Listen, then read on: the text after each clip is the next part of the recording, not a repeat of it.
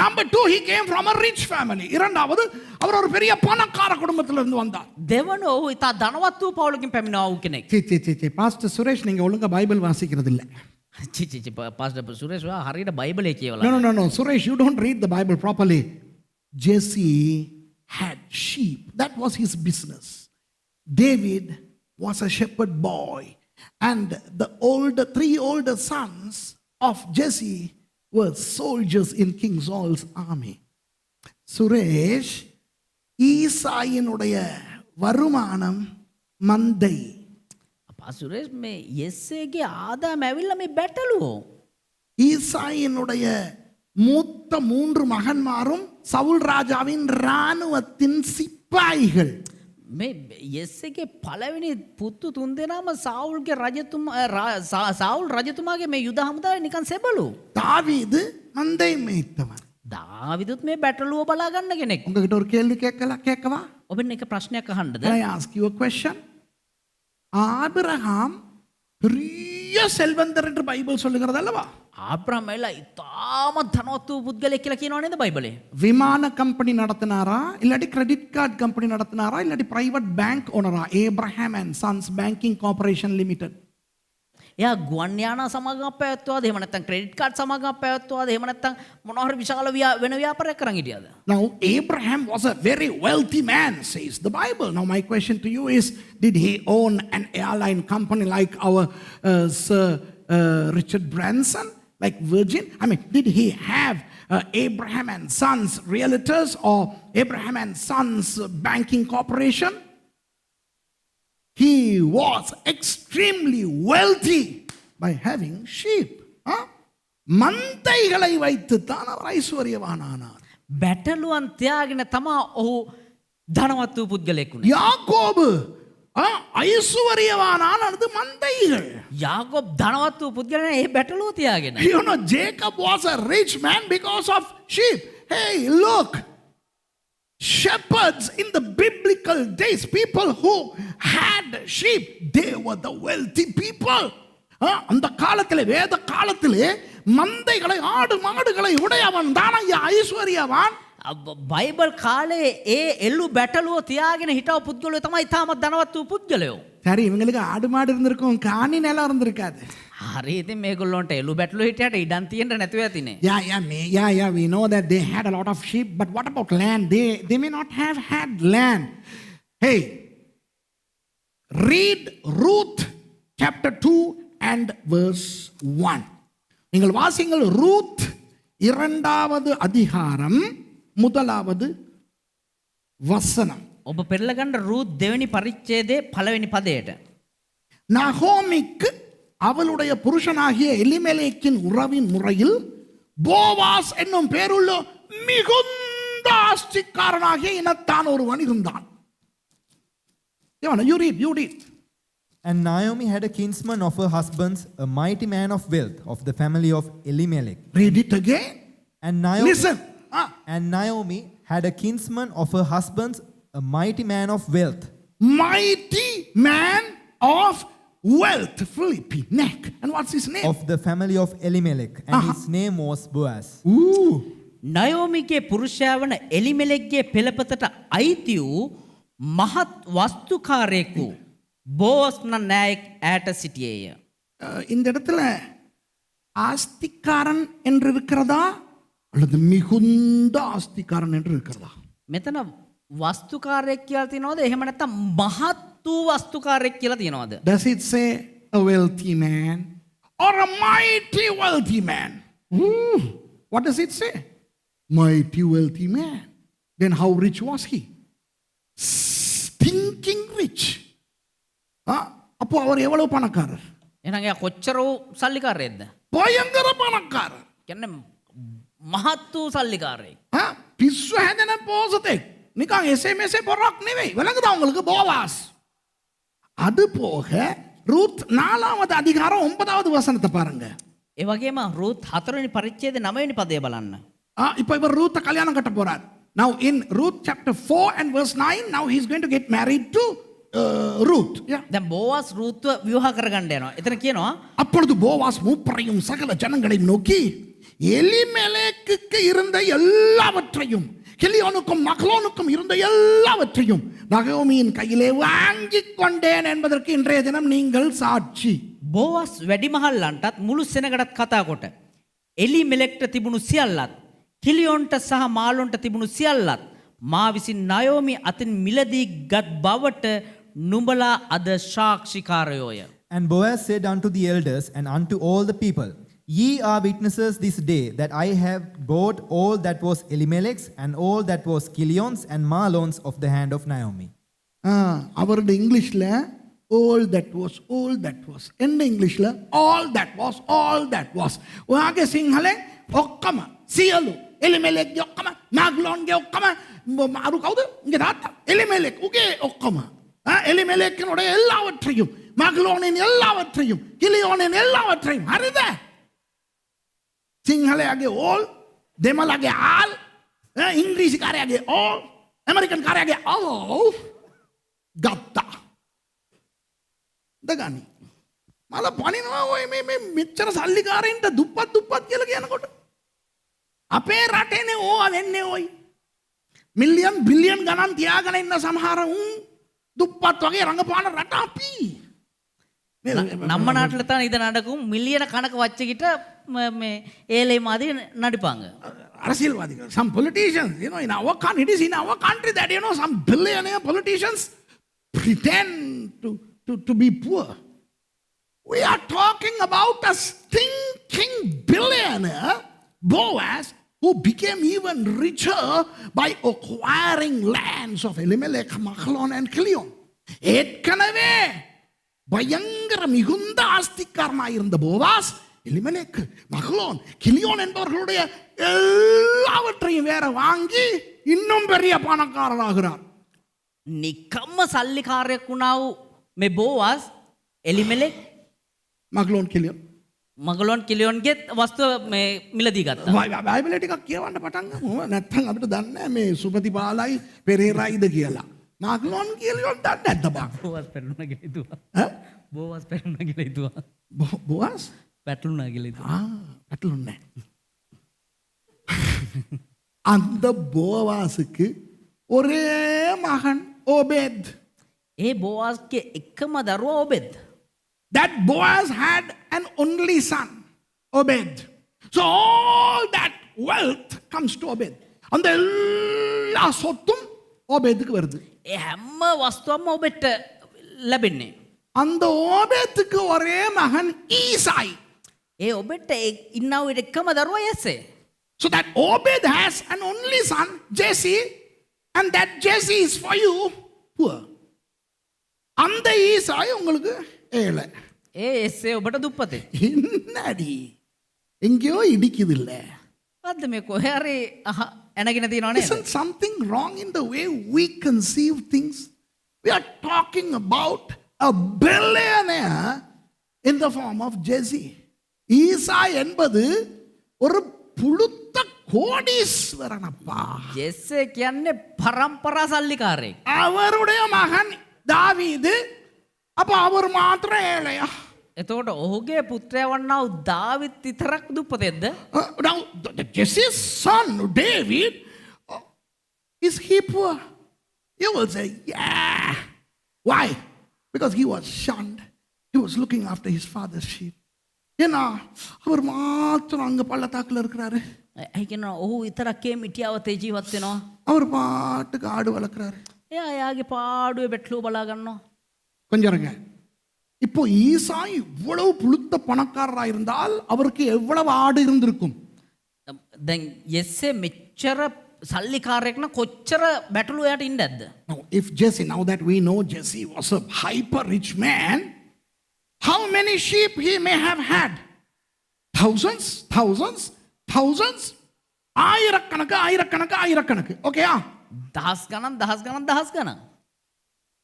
அந்த ஆயிரக்கணக்கான ஆடுகளில் எத்தனை ஆடுகளை தாவீது மேய்த்து கொண்டிருந்தார்? ඒ දහස් ගණන් ගන්නාව බැටළුවන්ගෙන් දාවිත් බැටළුව කී දෙනෙක් බලා ගන්න ඇද්ද? How many of those thousands of sheep did David tend? Come with me to 1 Samuel chapter 17. 1 Samuel 17க்கு வாங்கோ. එක සාමුවෙල් 17 වෙනි පරිච්ඡේදයට පෙරලා ගන්න. 28வது வசனத்துக்கு போங்கோ. 28 වෙනි පදයට යන්. Come with me to verse 28. Scenario, Elah Valley, Goliath is shouting. David wants to do something about it, and the older brother is chastising David. இப்போ என்ன சம்பவம் என்றால், දැන් මොකද්ද මේ සිද්ධිය කියනවා නම් ஏலா பள்ளத்தாக்கிலே ඒලා මිටියාවතේ கோலியாத் அங்கே வந்து கூக்குரலிடுகிறானே. දැන් ගෝලියත් ඇවිල්ලා අතන අර කෑ ගහගෙන ඉන්නවානේ. அந்த நேரத்தில் தாவீது, நான் போறேன், யார் இவன், இவனை நான் ஒரு வழி பண்றேன், யாரே இவன். அந்த நேரத்திலே දාවිතල මේ මොකද මම යන්න මුට ගහන්න මම යන්න කියන ඉන්න ඒ අවස්ථාවේ மூத்த அண்ணா தாவீதை கூப்பிட்டு ஆயம் ஊதுடா அப்படிங்கிறார். ඒතර වැඩිමල් සහෝදර ඇවිල්ලා ඒ කටවම් යකෝ என்ன சொல்றாருன்னு பாருங்க. මොනවද කියන්නේ කියලා බලන්න. அந்த மனுஷரோடு அவன் பேசிக் கொண்டிருக்கிறதை அவன் மூத்த சகோதரனாகிய எலியாப் கேட்டபோது அவன் தாவீதின் மேல் கோபம் கொண்டு, நீ இங்கே வந்தது என்ன? வனாந்தரத்தில் உள்ள அந்த கொஞ்ச ஆடுகளை நீ யார் வசத்தில் விட்டாய் படவா? 17 கேவண்ட விசியாட்ட 28 වෙනි පදය. ඔහු මිනිසුන්ට කතා කරන කල ඔහුගේ වැඩිමල් සහෝදරු එලියාබ් අසාගෙන සිටියේය. එවිට එලියාබ් දාවිත් කෙරෙහි කෝප වී, නුඹ ආවේ මොකටද? කාන්තාරේ ඉන්න ඒ බැටළුවන් ස්වල්ප දෙනා නුඹ කාට බාර දී ආවාද? ඇති ස්වල්ප දෙනා. බැටළුවෝ කී දෙනෙක්ද? ස්වල්ප දෙනා. read. And Eliab his eldest brother heard when he spake unto the men. And Eliab's anger was kindled against David, and he said, Why camest thou down hither? And with whom hast thou left those few sheep in the wilderness? Aha! How many sheep? Few. How many sheep did David tender? Few. எத்தனை ஆடுகளை தாவீது பராமரித்தார்? දාවිත් බැටළුවෝ කී දෙනෙක්ද බලාගත්තේ? கொஞ்சம் ஆடுகள். ස්වල්ප දෙනෙක්. எல்லா தமிழர்களும் சொல்லுங்க, கொஞ்சம் ஆடுகள். හැම සිංහල කෙනෙක්ම කියන්නේ ස්වල්ප දෙනෙක් බැටළුවෝ. ஸ்வல்ப தினைக் பேட்டலுவோ. Everybody in English, few sheep. Hello, ஜோக்க கேளுங்க. ஈசாய்க்கு ஆயிரக்கணக்கான ஆடுகள் இருக்குமாம். මේක විහිළුව බලන්න. එස්සේට දහස් ගණන් බැටළුවෝලු. ஆனா தாவீது ஒரு கொஞ்சத்தை தான் வச்சிருப்பாராம். හැබැයි දාවිත් ඉතා ස්වල්ප දෙනෙලු තියාගත්තේ. எங்கேயோ இடிக்குதே. කොහේ හරි යනගෙන තියනවා නේද? You know, Jesse happens to be owning thousands of sheep, but still David has only a few. இப்போ அண்ணா அப்படி கேட்க காரணம் என்ன? එතකොට අයියා මෙහෙම ආන්න හේතුව මොකද්ද? Why would the brother ask that question? The question implies that David, the sheep that you have, you cannot leave with anybody else. அதோட அர்த்தம் என்னவென்றால், ඒකේ අර්ථය මොකද්ද කියනවා නම් தாவீது அந்த உன்னுடைய ஆடுகளை சும்மா எவங்கிட்டையும் நீ வச்சிட்டு வர முடியாதுடா. දාවිත් උඹේ අර බැටළුව ටික නිකම් මේ කාට හරි බාර දීලා එන්න බෑ උඹට. ஆள் இல்லாதனால இல்ல, මිනිස්සු නැති නිසා නෙවෙයි. It is not because there aren't people to look after your sheep, but your sheep aren't regular sheep. உன்னுடைய ஆடுகள் சும்மா மற்ற ஆடுகள் மாதிரி இருக்க முடியாது. කියන්නේ උඹේ බැටළුව ඇවිල්ලා නිකන් අනිත් බැටළුව වගේ ඉන්න බෑ. ஆனா உண்மையில் தாவீது என்ன செய்து விட்டு வந்தார் என்று பாருங்களேன். හැබැයි ඇත්තටම දාවිත් මොනවද කළා ඇවිල්ලා තියෙන කියලා බලන්න. 20வது வசனம் 17:20. 17 වෙනි පරිච්ඡේද 20 වෙනි පදය. But in actual fact, look at verse 20 as to what David did with his few sheep. தாவீது அதிகாலையில் எழுந்து ஆடுகளை காவலாளி வசமாய் விட்டு. දාවිත් අලුයම නැගිට බැටළු පාලකෙකුට බැටළුවම් බාර දී. And David rose up early in the morning and left the sheep with a keeper. Hello, அதாவது தாவீதினுடைய ஆடுகளை வைத்து விட்டு வர ஆள் உண்டு. ඒ කියන්නේ දාවිත්ගේ බැටළුව බලා ගන්න බාර දීලා ඉන්න කෙනෙක් ඉන්නවා. David had people with who he can leave his sheep. Still the older brother says, who did you leave your few sheep with? As if that's not supposed to happen. தாவீதினுடைய ஆடுகளை வைத்து விட்டு வர ஆள் இருக்கிறது. දාවිත්ගේ බැටළුව බලා ගන්න කෙනෙක් තියලා එන්න කෙනෙක් ඉන්නවා. ஆனால் அண்ணா என்ன சொல்லுகிறார்? හැබැයි අයියා මොනවද කියන්නේ? உன்னுடைய அந்த கொஞ்ச ஆடுகளை யாரிடத்தில் விட்டு வந்தாய்? ஆஹா, அது முடியாது. උඹ අර බැටළු ස්වල්ප දෙනා කොහෙද තියලා ආවේ? ආහා එහෙම බෑ. ஏன் தெரியுமா? ඒ දන්නවද? இந்த ஆடுகளுக்கு பேர் நொக்கோட். මේ බැටළුවන්ගේ නම නොකොඩ්. These sheep are நொக்கோட்.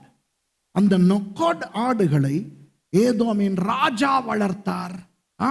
ஆமோஸ் பிற்காலத்திலே வளர்த்தார். ஈசாயும் வளர்த்தார். මේ නොකොඩ් කියන බැටළුව ඒදොම් රජතුමා බලාගත්තා.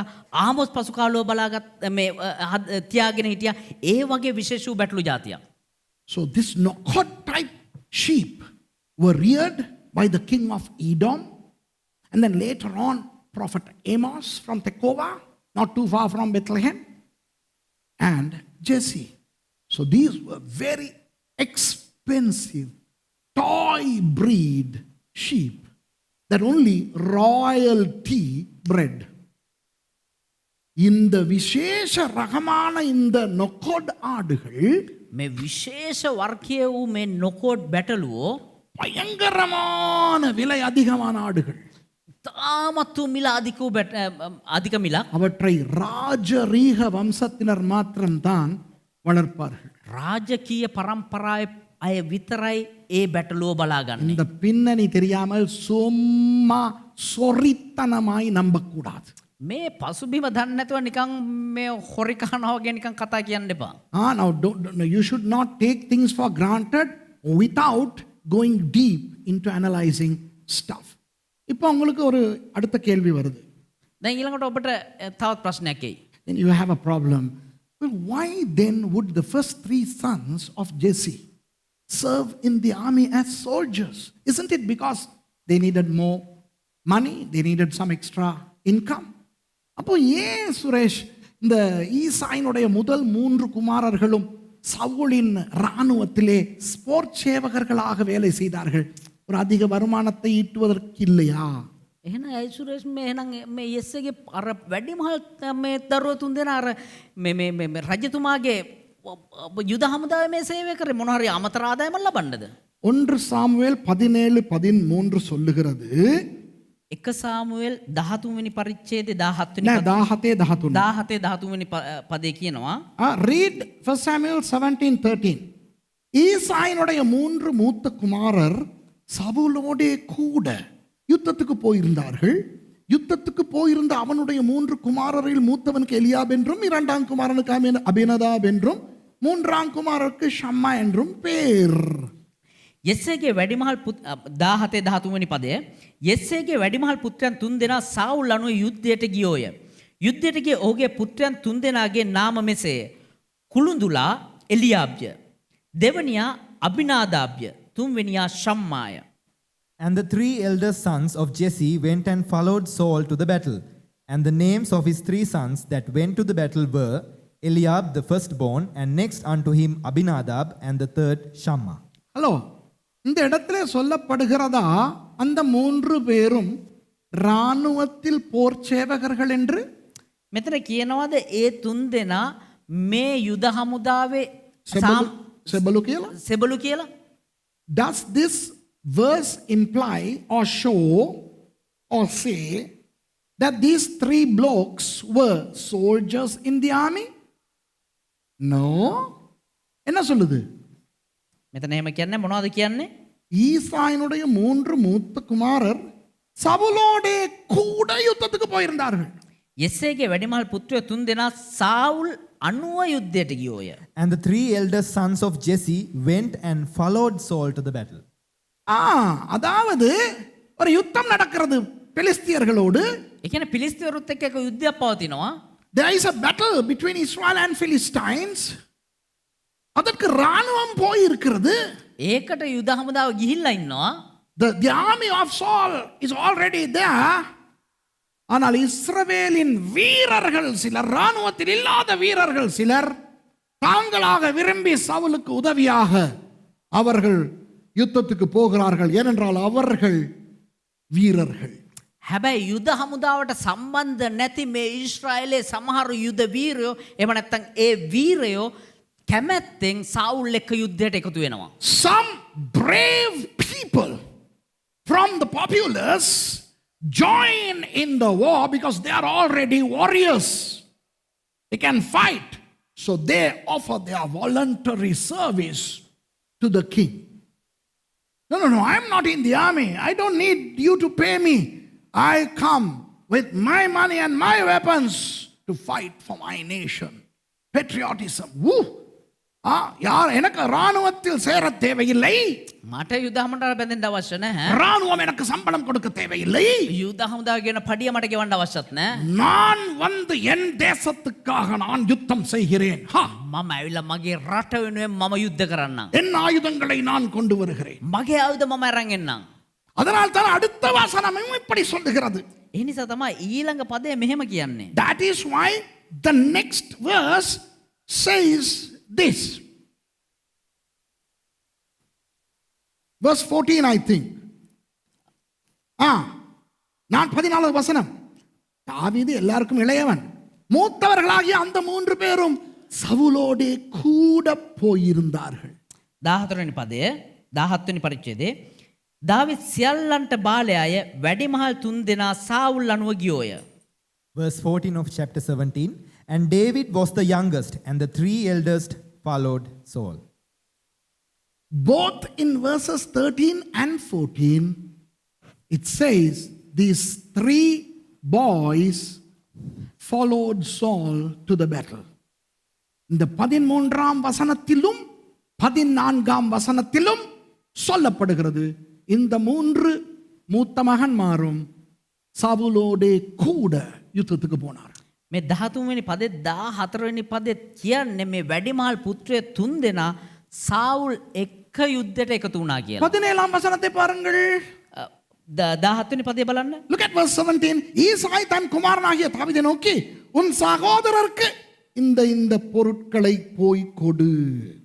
යෙස්සේ තමගේ පුත්‍රෝ දාවිද්ට කතා කොට මේ විලඳ වලින් ඒපාවක් හරි මේ ඔක්කොම කෑම ජාති ගිල්ලා උඹේ සහෝදරයන්ට දීලා වරෙන් යුද පිටියට යන්නකෝ. And Jesse said unto David his son, Take now for thy brethren an ephah of this Take these food items, sit to your brothers in the battlefield. ராணுவத்திலே இருக்கிற ராணுவ வீரர்களுக்கு வீட்டிலிருந்து சாப்பாடு கொண்டு வர அனுமதி இருக்கா உலகத்தில் எந்த ராணுவத்திலேயாவது? කොහේ හරි යුද හමුදාවක යුද හමුදාවට එකතු වෙලා ඉන්න ඔය රණවිරුවන්ට ගෙදර ඉඳන් කෑම යවන්න එහෙම හැකියාවක් තියනවද? In any army of any world at any eon or epoch, do you see the feasibility or the possibility of food being brought to them from their home? Yes or no, or don't know? No. தெரியுமா தெரியாதா இல்ல முடியாதா? දන්නවද නැද්ද එහෙම නැත්නම් බෑද? முடியாது. බෑ. அப்போ எப்படி இந்த 3 பேருக்கு மாத்திரம் ஈசாயால் முடிகிறது தன் இளைய மகன் மூலம் சாப்பாடு கொடுத்து அனுப்ப? එහෙමනම් කොහමද යෙස්සේට පුළුවන් මේ 3 දෙනාට විතර තමුන්ගේ බාල පුත්‍රයාට ඒගොල්ලන්ට කෑම යවන්න? How then could Jesse send food to those 3 children, sons of his, by the hand of the youngest guy? Because they were voluntary servicemen. அவர்கள் சுயேட்சாய் போய் யுத்தம் பண்ணுகிறார்கள். ඇයි කියනවනම් ඔවුන් ස්වේච්ඡාවෙන් ගිහිල්ලා යුද්ධයට එකතු වෙලා ඉන්නේ. இப்போ ஜோக்க கேளுங்க. දැන් විහිළු බලන්න. இப்போ நீங்க வாசிக்கும் போது என்ன தெரியுமா உங்களுக்கு தெரியுது? දැන් මේක කියවද්දී ඔබලාට මොනවද දන්නවද වැටහෙන්නේ? கவனிங்க. Now that's why I stopped them reading. Let's read it now. இப்போ வாசிப்போம். இப்போ இந்த பாருங்க 17வது வசனம். ඊසායි තන් කුමාරනාහිය තාවිදේ නෝකී 17 වෙනි පදේ යෙස්සේ තමගේ පුත්‍රෝ දාවිද්ට කතා කොට Verse 17. And Jesse said unto David his son, உன் சகோதரருக்கு இந்த ஒரு மரக்கால் வறுத்த பயரையும் මේ විලඳ වලින් ඒපාවක්ද Take now for thy brethren an ephah of this parched corn. maybe in a shopping bag ஒரு சிலி பேக்ல சிலி மல்லக்க shopping bag එකේ இந்த 10 அப்பங்களையும் எடுத்துக்கொண்டு මේ රොටි 10ද රැගෙන And these 10 loaves, தமிழ்ல வந்து 10 ஆப்பம்னா 2 பால் ஆப்பம் 2 முட்டை ஆப்பம் 2 குரக்கன் ஆப்பம் 2 பிளேன் ஆப்பம் சரியா 2 பானி ஆப்பம் 10 ஆப்பம் பாவம் தானே 3 பேர் 10 ආපத்தை எப்படி පිරිපාංගිලෝ தெரியல සිංහලෙන් රොටි 10ක් ඒ කියන්නේ පොල් රොටි 2යි ලේන්සු රොටි 2යි බිත්තර රොටි 2යි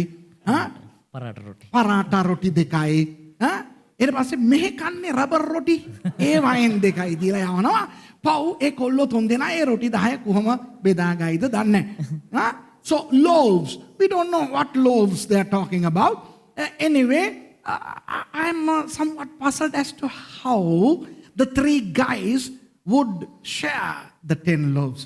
இதுல என்ன அடுத்த பிரச்சனை தெரியுமா? මේක ඊළඟ ප්‍රශ්නේ මොකක්ද දන්නවද?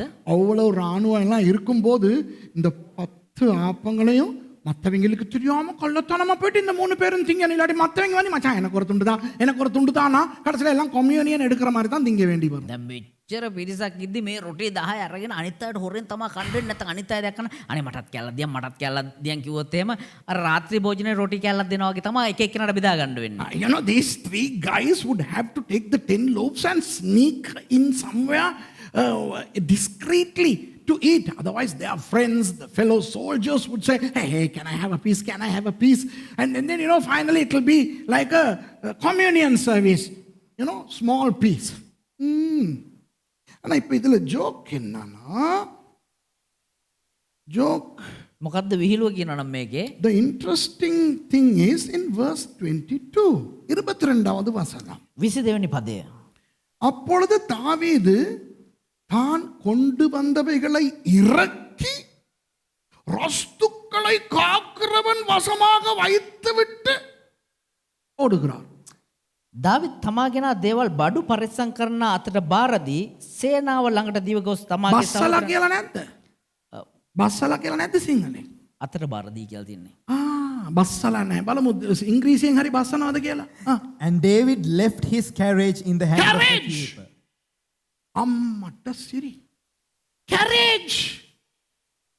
One silly bag and 10 hoppers. Carriage. Read it again. And David left his carriage in the hand of the keeper of the carriage. மாගේ அம்மோ அதாவது அந்த அந்த யாரோ ஒருத்தர் இருக்கிறாரா இந்த சாமான் எல்லாம் பார்க்கிறவர் நம்ம இங்க மைக்கேல் ஸ்டோர் ரூமை பார்த்துக்கிற மாதிரி. දැන් අපේ සහෝදර මයිකල් ස්ටෝ එක බලා ගන්නවා වගේ කවුරු හරි එක්කෙනෙක් ඉන්නවලු මේ බලා ගන්න කියලා. Like our Michael, the guy who is in charge of the stores, there is somebody who is in charge of all the food items in the battlefield. அந்த யுத்த களத்திலே அந்த உணவு பொருட்களை எல்லாம் பார்த்துக்கிறதுக்கு ஒரு ஆள் இருக்குது.